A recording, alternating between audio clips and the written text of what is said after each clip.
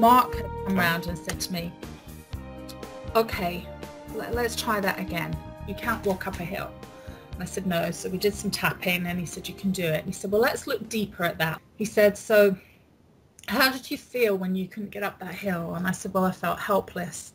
So, and he took me through a few till eventually I was left up in my bedroom at home, which at that time I was, well, not at that time because I'd already left my husband then, but when I was with him, I'd moved up into the attic room and was staying in a bed there, and I'd spent night after night after night upset, lonely, isolated, hidden up in that room, and it became a bit of a prison for me.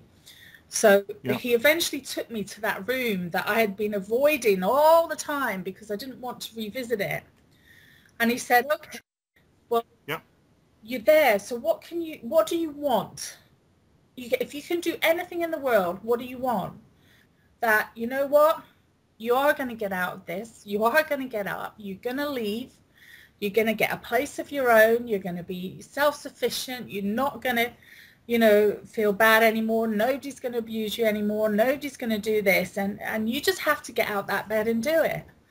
And in the process of doing that, after all, revisiting all these different emotions at different times in my life, it almost blacked off all the other horrible times that I'd just gone through. So it was like the sun coming up.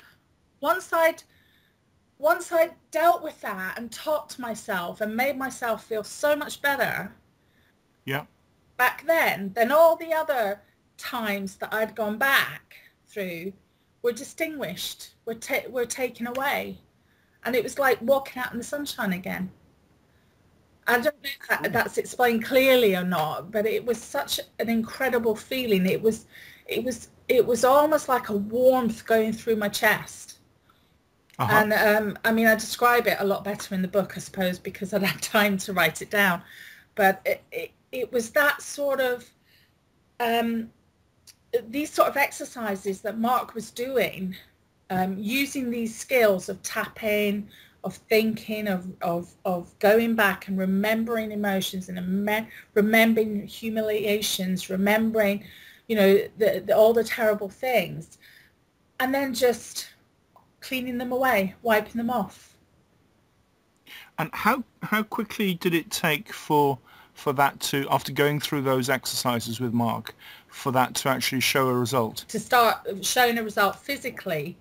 Yes. I would say it took about a month, really, because Mark was coming around 2-3 times a week, which was really helpful. You would never get another therapist that would do that. No. But he was really interested in my story and how crippled I was and in trying to get me moving again. So, you know, he was coming around quite a lot, and I was, because I suppose I'm a therapist, I was quite open to talking about stuff, but he was pulling stuff out that I had so buried and just didn't want to revisit. I guess I thought I could handle it all, and I buried it so deep that when it was getting pulled out, it felt easy. You know, in therapy sometimes, when you are talking deeply with a client, they, you know, when things come up, they can get really, really distressed. And the same with me, and the same with any person. Of course, you know, of course. You remember stuff that happened to you, and you can be extremely distressed. And although it comes out and you've let it out, you still carry that with you maybe for the rest of the day. You know, your head thumps and, you know, and it's a memory, but, you know, you're trying to deal with it. With this, he would suck it out and take it away. So it was gone.